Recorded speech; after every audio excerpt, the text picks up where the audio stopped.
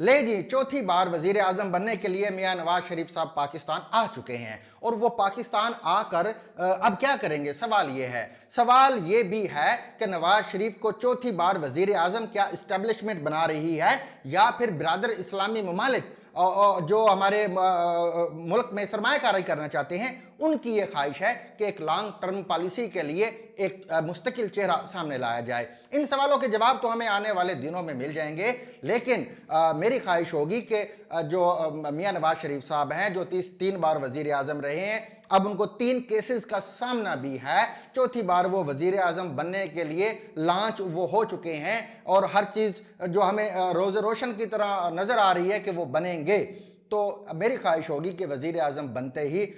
अगर वो इमरान खान के साथ मुज़ाकरात का सिलसिला जारी कर दें, उनको जेल से रिहा करें, तो मेरे ख्याल से उनके कद और काठ में इजाफा होगा। अगर उन्होंने भी वही